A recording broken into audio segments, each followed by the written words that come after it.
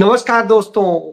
सिर पर गमछा, कंधे पर कुदाल और आवाज में धार। जी, राहुल गांधी ने दिल्ली में मनरेगा मजदूरों के सामने ऐलान कर दिया कि ये बेहद डरपोक लोग हैं। अगर हम एक साथ खड़े हो जाएं तो ये सरेंडर कर देंगे।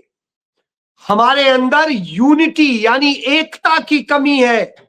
एक साथ गरीब खड़े नहीं होते, यह एक समस्या है। एकता जरूरी है। मनरेगा एक बड़ा मौका है। खड़े हो जाइए और अपनी धार दिखा दीजिए। जी हां, नेता प्रतिपक्ष राहुल गांधी ने यह बात मनरेगा मजदूरों के सामने कही।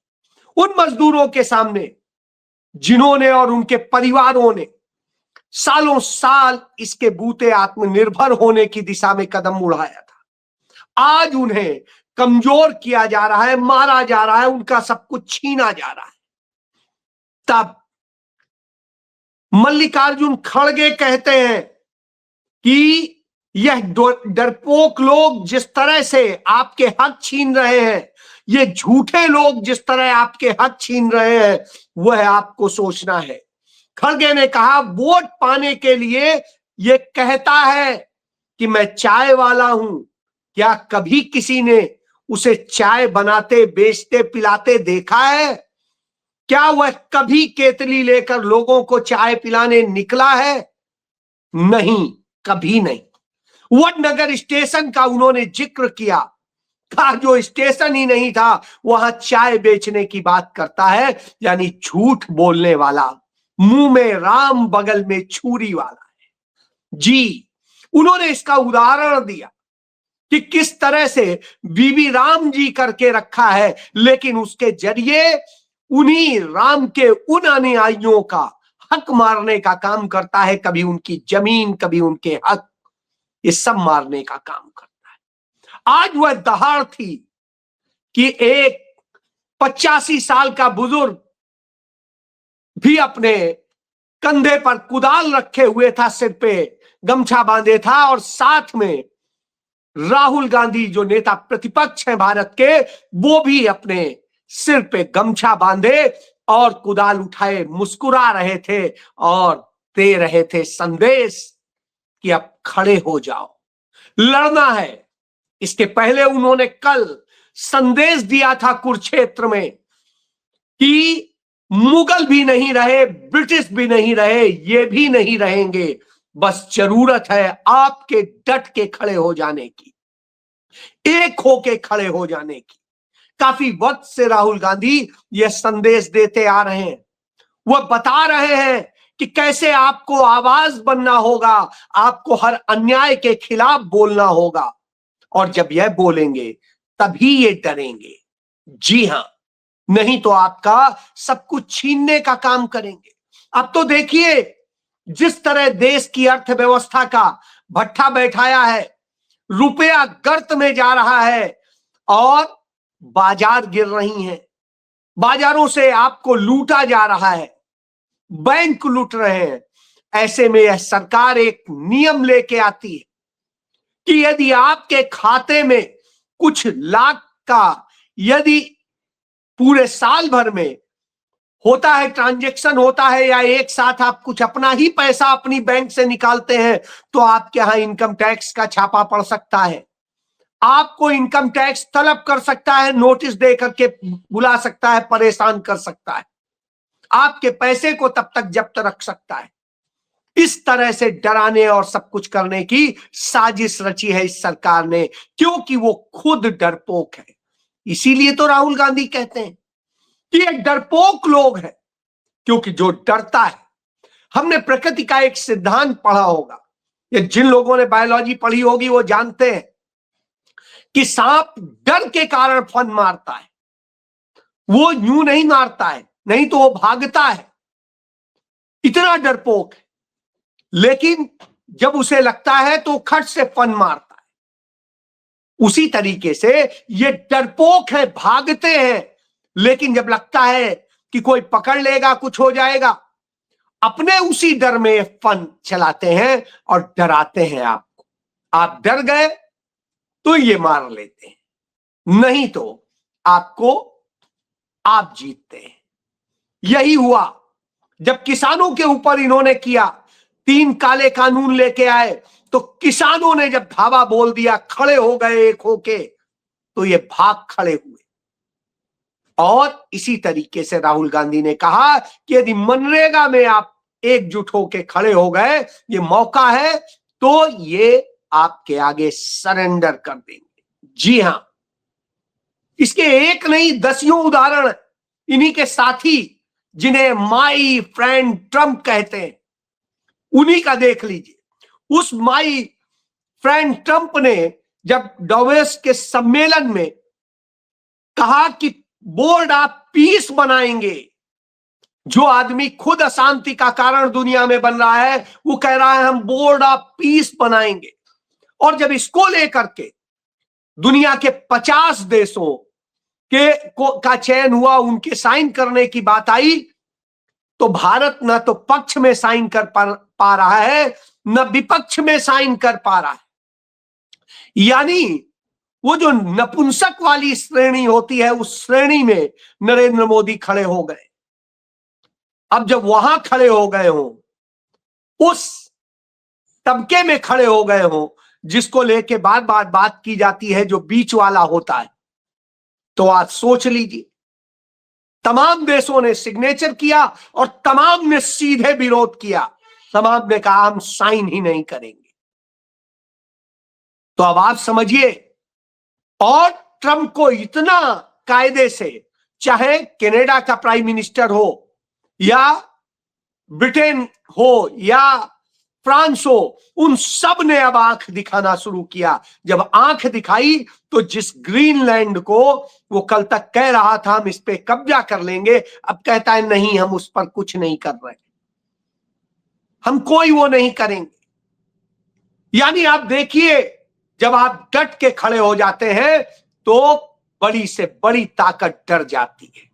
यही तो संदेश राहुल गांधी ने दिया। और वही संदेश, क्योंकि ये झूठ बोलने वाले लोग हैं, ये डरपोक लोग हैं, तो इससे आप समझ सकते हैं, ये मनरेगा खत्म करके आपके आत्मसम्मान को, आपके अधिकार को, आपके काम के अधिकार को खत्म करना चाहते हैं। सरकार मजदूरों की, किसानों की दुश्मन है, तो इसलिए लड़ना पड़ेगा, क्योंकि ये राजा की तरह शासन चाहते हैं, राजा की तरह से करना चाहते हैं, फिर से राज व्यवस्था लागू करना चाहते हैं। उसी के लिए आपके ऊपर डर का माहौल बनाते हैं, जैसे राजा बनाता था कि आप डरे रहें राजा से, कि राजा कुछ भी कर देगा।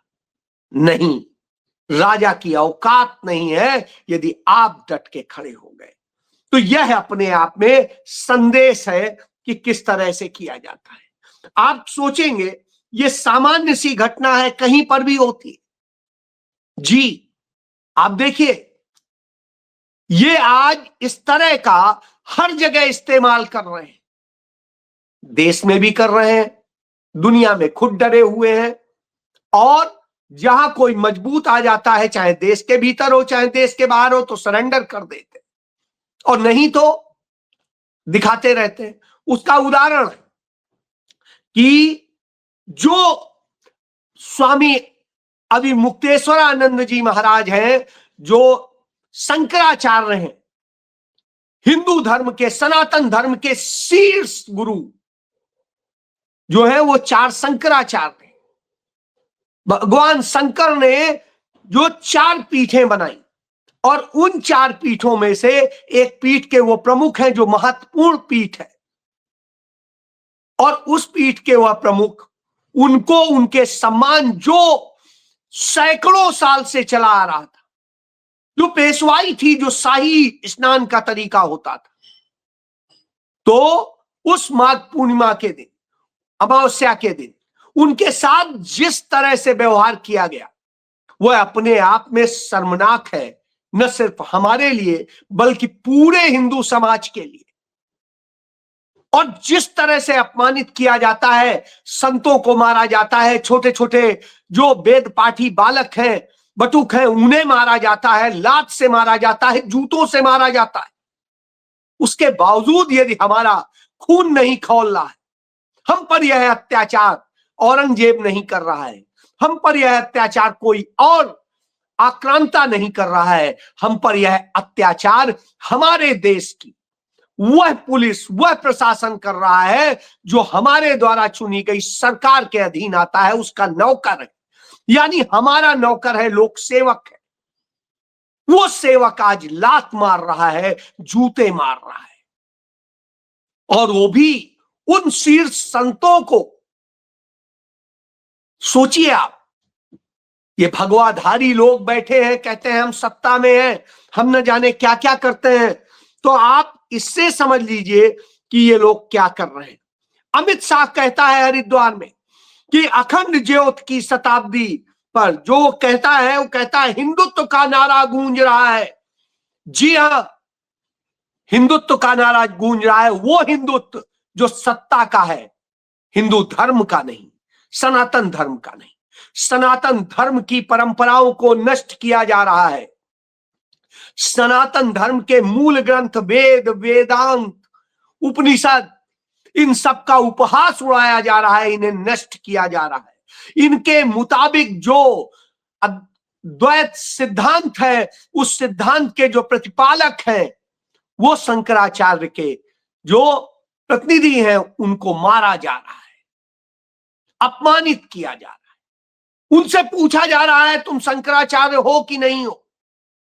शंकराचार्य है कि नहीं है, ये प्रशासन डिसाइड करना चाहता है, सरकार डिसाइड करना चाहती है, क्योंकि आदित्यनाथ, नरेंद्र मोदी, मोहन भागवत ये मिल करके संघी गैंग के लोगों को शंकराचार्य की कुर्सी देना चाहते हैं, धर्म को विधर्मी बनाना चाहते हैं। इसलिए यह हो रहा है। आदित्यनाथ ज्योतिष पीठ पे अभिमुक्तेश्वरानंद पे इसलिए हमला करता है क्योंकि यह पूरा उत्तर भारत का क्षेत्र उनके अधीन आता है, और जिस पौड़ी में बद्री का आश्रम है, जहां पर शंकराचार्य की पीठ है, वो वहीं का पैदाइश है आदित्यनाथ। अजय सिंह बिष्ट उर्फ आदित्यनाथ 1994 तक वहां की सड़कों पे घूमा करता था। उसके चाचा जो गोरखनाथ मठ के महंत थे उस समय, वो महंत अवैधनाथ, जो कृपाल सिंह बिष्ट, वो उसको वहां ले आते हैं 1994। जिसने न योग किया, न तपस्या की, न कुछ किया, इमीडिएट लाए और उसे, चूंकि परिवार का था, भतीजा था, तो उसे घोषित कर दिया अपना उत्तराधिकारी, बगैर किसी तप तपस्या के, बगैर किसी योग के। इसीलिए वो ऐसी हरकतें कर रहा है। तो जब अमित शाह धर्म का यह ज्ञान देता है शांति कुंज हरिद्वार में जाकर के, तब आता है कि जो शांति कुंज हरिद्वार के गुरु जी थे श्री राम शर्मा जी आचार्य, वो खुद शंकराचार्यों के चरणों में शीश नवाते थे, प्रणाम करते थे। वो आगरा में जहां पैदा हुए, मैं इत्तेफाक से वहां हिंदुस्तान का संपादक रहा, मैं वहां उनके यहां गया। वो एक बहुत बेहतरीन इंसान थे। फिरोजाबाद में एक स्कूल में वो टीचर हुआ करते थे। मेरे एक मित्र आईएएस जो यूपी में चीफ सेक्रेटरी रैंक से रिटायर हुए हैं, वो दलित समाज से आते थे। वो बताते थे कि श्री राम शर्मा उन्हें किस तरह से उंगली पकड़ के लेके गए थे और आगरा कॉलेज में उनका एडमिशन कराया था, और उसके बाद वो आगे पढ़े, उनको मदद करवाई, और फिर वो आईपीएस में सेलेक्ट हुए, आईएफएस में सेलेक्ट हुए, और अंत में आईएएस में भी सेलेक्ट हुए। तो अब आप सोचिए, जो इतने अच्छे लोग रहे हो, उनके आज आश्रम में ऐसे लोग जा रहे हैं जो तमाम तरह के पाप के भागीदार हैं, और वो हिंदुत्व बता रहे हैं। जब हिंदुत्व की बात करते हैं तो ये हिंदुत्व का जो है शोर मचा हुआ है, नारा गूंज रहा है कि जो शीर्ष गुरु हैं उनको तक अपमानित किया जा रहा है, उनके लोगों को किया जा रहा है। अब उन्हें बैक डेट का एक नोटिस दे दिया गया कि आप पर सदैव के लिए प्रतिबंध लगा दिया जाए। लगा दो, हिम्मत है, बिल्कुल लगा।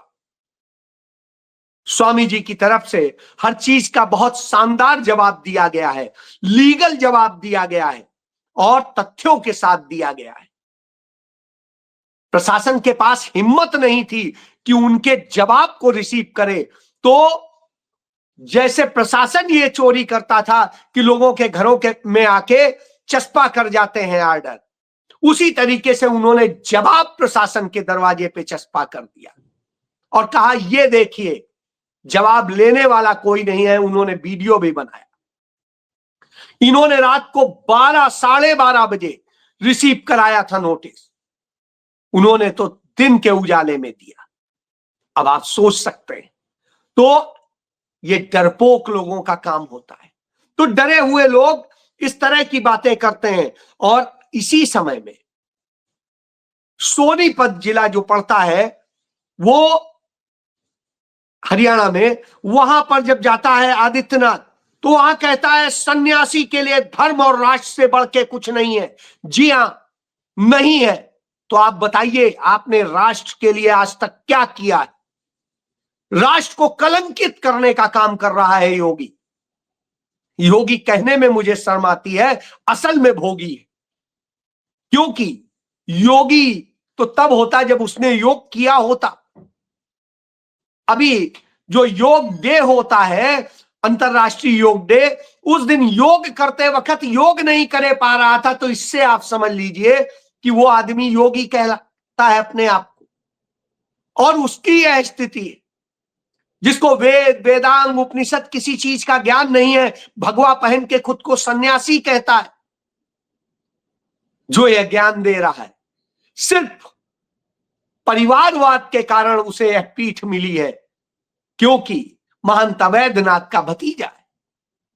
अब आप सोच लीजिए, जो अपराधी था जिसके खिलाफ 3 दर्जन मुकदमे थे, खुद ही अपने मुकदमे वापस ले लिए, यह वह शख्स है।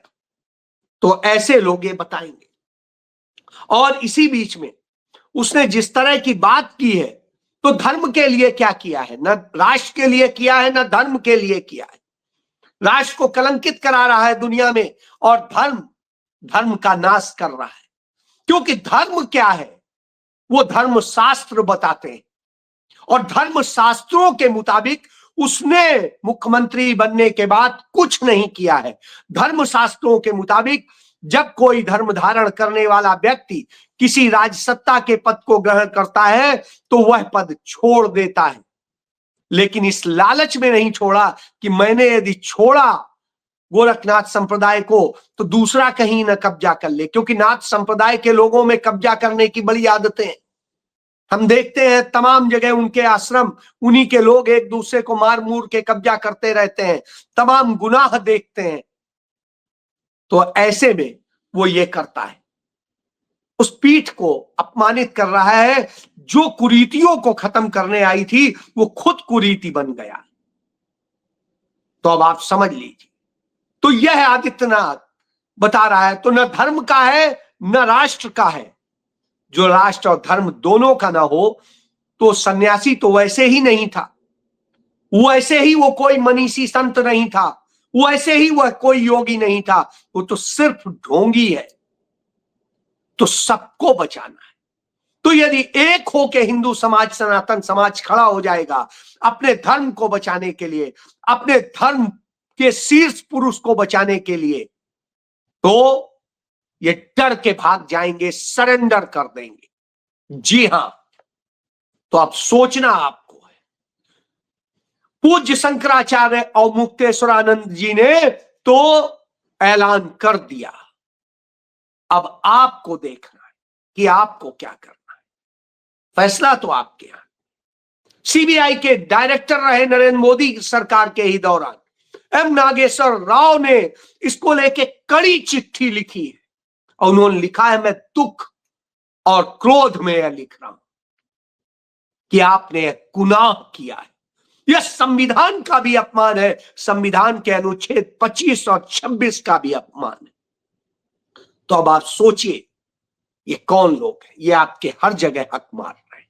और अमेरिका के आगे सरेंडर है, चीन के आगे सरेंडर है, पाकिस्तान के आगे सरेंडर है, रूस के आगे सरेंडर है, हर मजबूत के आगे सरेंडर, और कमजोर को दबाते हैं, मारते हैं। यह लोग हैं जी, यही आरएसएस बीजेपी का चरित्र है, यही सावरकर, यही गोडसे। गोडसे ने पांव छू के गांधी जी के हत्या कर दी थी जी। सावरकर ने कायरता में छिपने की कोशिश की थी। तो आप जान लीजिए, ये दमदार नहीं। जय